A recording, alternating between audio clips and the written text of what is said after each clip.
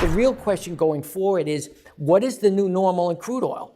And we were well out in front in calling the move to 30. I mean, 2013, 2014, we were telling people crude oil is going to trade down to 30. People thought we were crazy because, they were still in the mindset that crude should easily go back over 100. But we saw that the break from that fair value price at 90, the pace of the break, the velocity of it, and the way it was taken out one support level after another said, this is not just a normal sell-off. This is a breakout into a whole new world. And so we jumped that early. And now, and what did the market do? It bottomed at 2605 in February of 2016. So that was one of our biggest calls probably over the last 3-4 years. Now the question is, what does it look like going forward?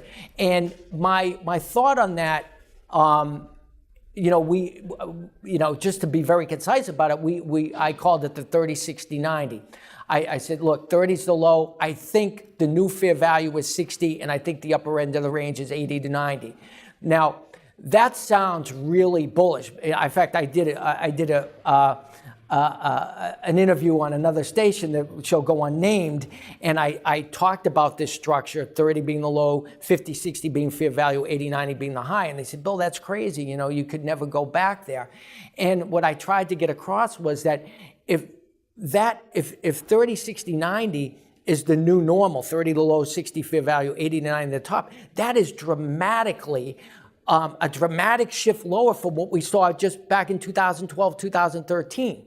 And so that's kind of what our premise is now, that probably 30, the market bottom mid-20s, 30. That's probably the low. I still think 50 to 60 is fair value, and we're still going with 80 to 90, the upper end of the range. If I'm wrong here, Grant, I'm wrong for the same reasons that you kind of saw in nat gas, that the inundation of supply is just relentless, and that pricing structure shifts even lower. So maybe if I had to adjust that, if we're having this conversation a year from now, maybe I'm saying, look, Grant, I think the upper end's more like 60, 70, maybe 75. Fair value is more like 45. And I think the lower end's kind of pegged in the mid-low 30s, because once you get below like 25, people don't, and they're not going to take it out of the ground at that point. So I still think it's a market that's in flux. We don't know to this point what the full impact of all these technological advances are that have, brought supply out of everywhere. I don't think the dust settles on that for probably another year or two.